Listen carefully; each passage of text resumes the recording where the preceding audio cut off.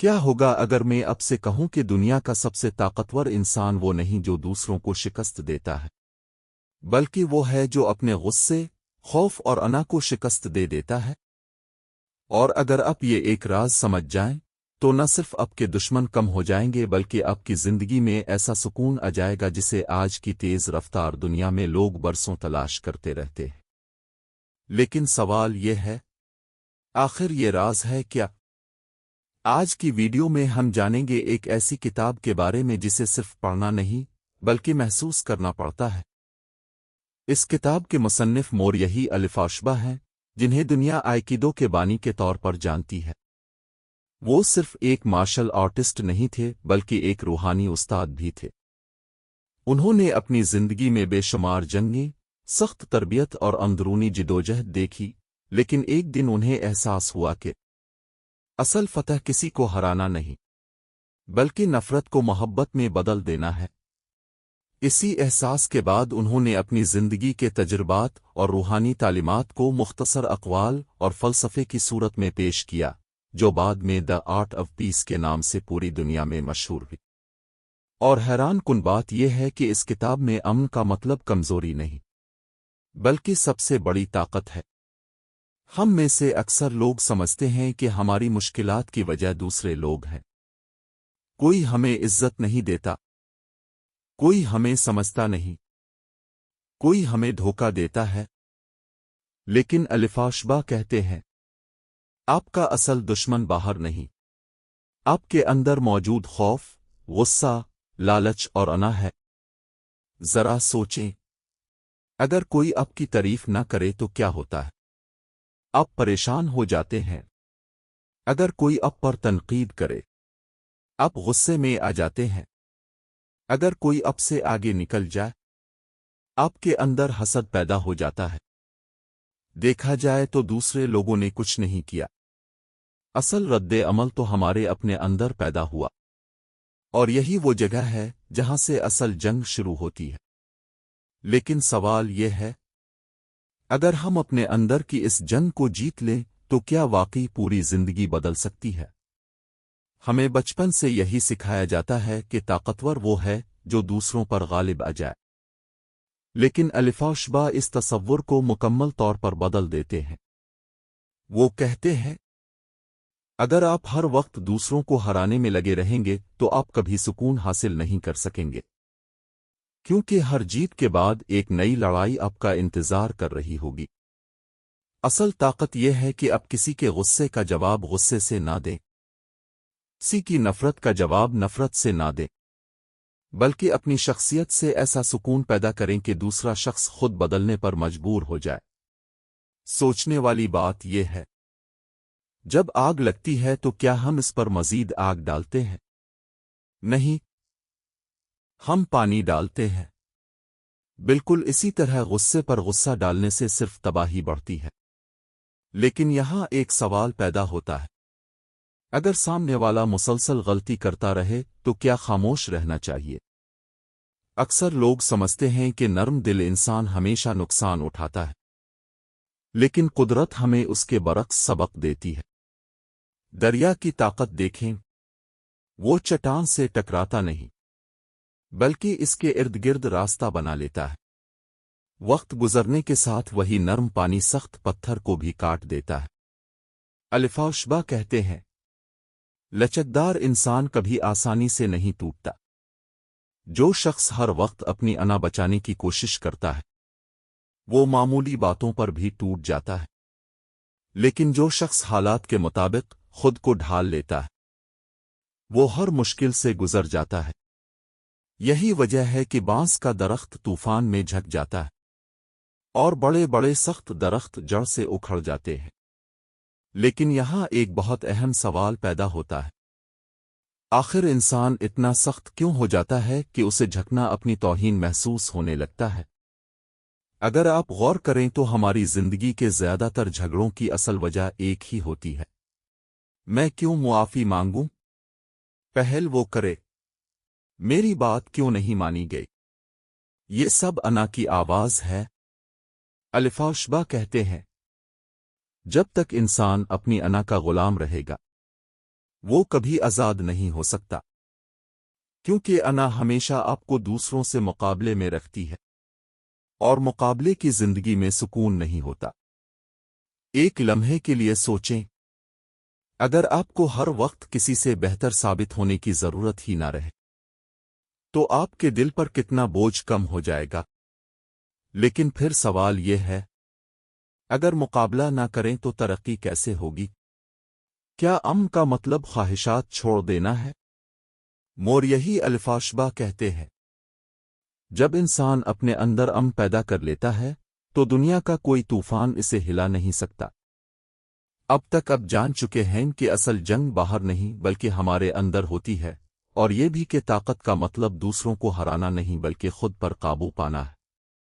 لیکن اب سوال یہ ہے، اگر انسان اپنے اندر پیدا کر لے تو کیا وہ اپنی کامیابی، خوابوں اور عزائم سے دور نہیں ہو جائے گا؟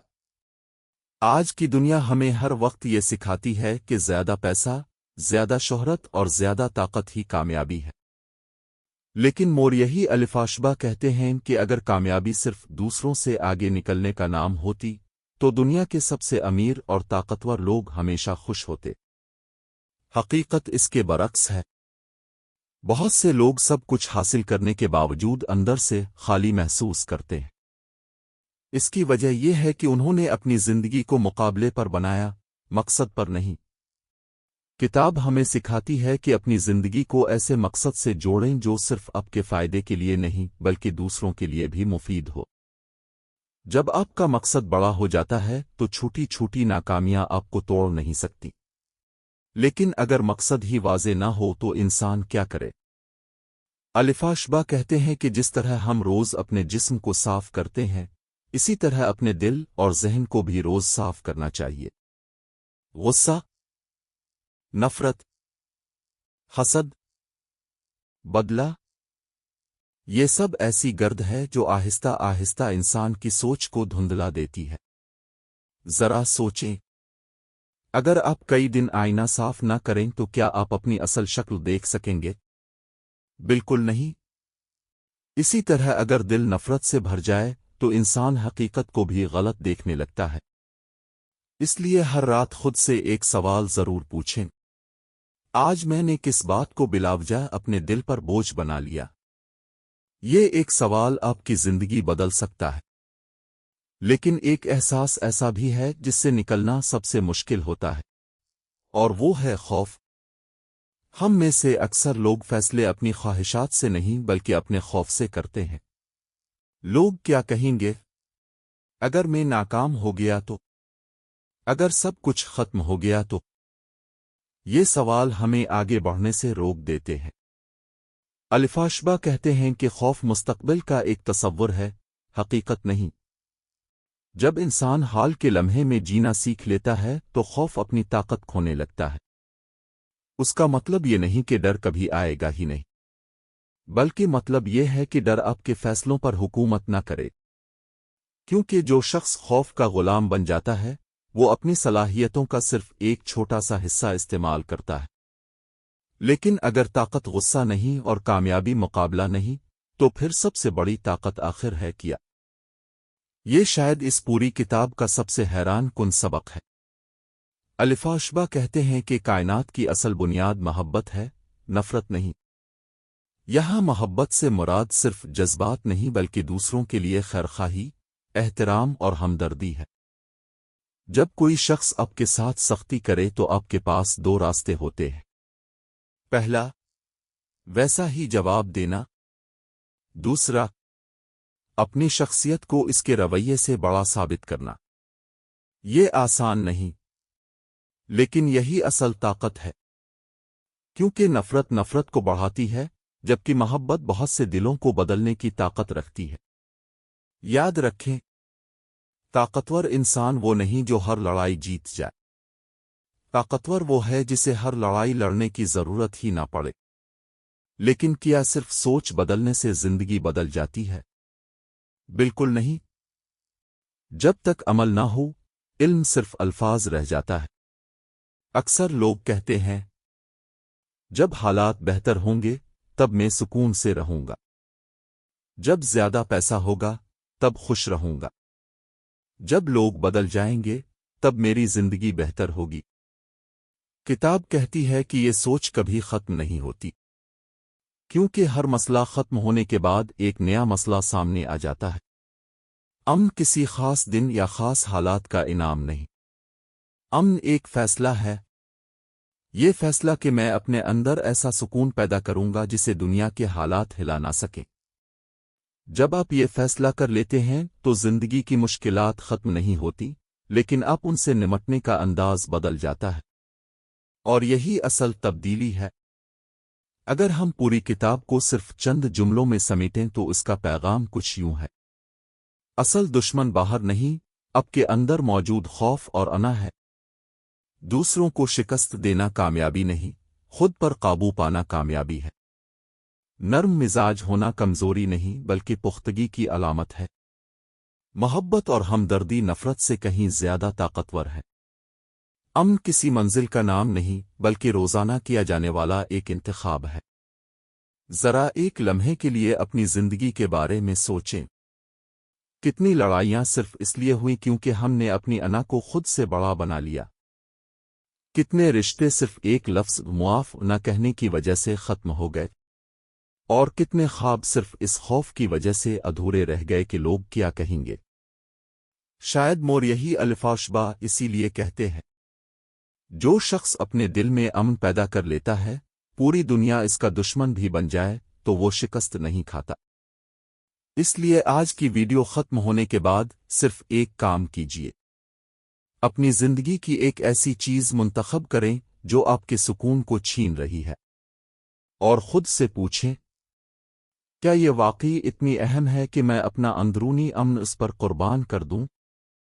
ہو سکتا ہے اسی ایک سوال کا جواب آپ کی زندگی کا رخ بدل دے۔ اگر آپ کو ایسی ہی کتابوں کے راز، نفسیات، خود احتسابی اور کامیابی کے عملی اسباق آسان اور دلچسپ اردو میں جاننا پسند ہیں تو چینل کو ضرور سبسکرائب کریں، کیونکہ اگلی کتاب شاید وہ ہو جو آپ کی پوری سوچ بدل دے۔